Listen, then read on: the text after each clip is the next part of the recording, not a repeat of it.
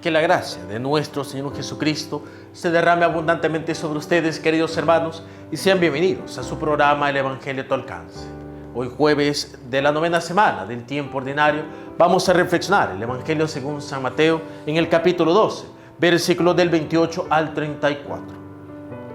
En aquel tiempo, uno de los escribas se acercó a Jesús y le preguntó: ¿cuál es el primero de todos los mandamientos? Jesús le respondió: el primero es: escucha, Israel, el Señor nuestro Dios es el único Señor. Amarás al Señor tu Dios con todo tu corazón, con toda tu alma, con toda tu mente y con todas tus fuerzas. El segundo es este: amarás a tu prójimo como a ti mismo. No hay ningún mandamiento mayor que estos. Y el escriba replicó: muy bien, maestro, tienes razón cuando dices que el Señor es único y que no hay otro fuera de Él, y amarlo con todo el corazón, con todo el alma, con todas las fuerzas, y amar al prójimo como a uno mismo, vale más que todos los holocaustos y sacrificios. Jesús, viendo que había hablado muy sensatamente, le dijo: no estás lejos del reino de Dios. Y a nadie se atrevió a hacerle más preguntas. Palabra del Señor, gloria y honor a ti, Señor Jesús. Nos encontramos ahora con el culmen de esta serie de pasajes del Evangelio, en donde Jesús es constantemente acosado por preguntas de parte de las autoridades judías para buscarle poner una trampa, burlarse de él, en fin, para hacerle mal al Señor. Pero, como hemos visto, el Señor se defiende a la perfección. Y no solo se defiende, sino que muchas veces termina volteándole la tortilla, por decirlo de alguna manera, a las autoridades judías, ya que al final ellos terminan siendo expuestos cuando ellos querían exponer a Cristo a la burla. Y esto es algo maravilloso del Señor. Y ahora se concluye con una de las famosas enseñanzas de Jesús sobre los mandamientos. Y todo surge por la pregunta de un escriba, el cual le pregunta: maestro, ¿cuál es el primero de todos los mandamientos?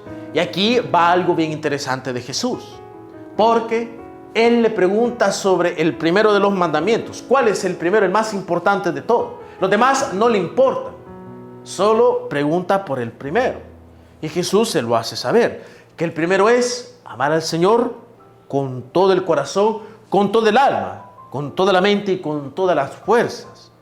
Pero añade Jesús algo más, un segundo mandamiento: amarás a tu prójimo como a ti mismo. Y reafirma: no hay mandamientos mayores que estos dos. Y aquí viene lo interesante. La pregunta del escriba refleja precisamente la mentalidad de muchas de las autoridades judías, sumos sacerdotes, fariseos, escribas, los saduceos, de todos ellos, los doctores de la ley. Ellos solo ven los mandamientos de cara a Dios. ¿Por qué? Porque a ellos lo que les importa es ganar favores a los ojos de Dios con diferentes acciones, para después ellos aprovecharse y creerse más que los demás. Inclusive creer que con esas cosas que hacen son capaces de controlar la voluntad de Dios. De manera que si ellos hacen algo bueno, automáticamente a mí Dios me tiene que recompensar. Esa era la mentalidad de muchas de las autoridades judías. Pero Jesús pone el pie en un punto bien interesante, cuando le dice que no solo basta amar a Dios. ¿Por qué? Porque muchas veces ese amor que se refleja a Dios es un amor que fácilmente puede ser falsificado, puede ser inclusive meramente populista para que los demás lo vean. Jesús por eso añade: también amarás al prójimo como a ti mismo. Y miren qué interesante que dice como a ti mismo, porque a veces podemos decir, sí, amamos a los demás hermanos, pero no los amamos de la manera correcta, o no los amamos de la manera en cómo los tendríamos que amar, sino que a veces de forma hipócrita, de forma falsa, de forma interesada. Por eso Jesús complementa estos dos mandamientos. Cuando nuestro amor hacia Dios es sincero, somos capaces de amar también sinceramente al hermano. Y cuando amamos sinceramente al hermano, en ese hermano, sobre todo el necesitado, según nos enseña Jesús en el juicio a las naciones, también terminaremos amando a Dios. Y es la gran lección que nos deja el Señor. Y sobre todo, nos da también a nosotros una pregunta fundamental en nuestra vida cristiana.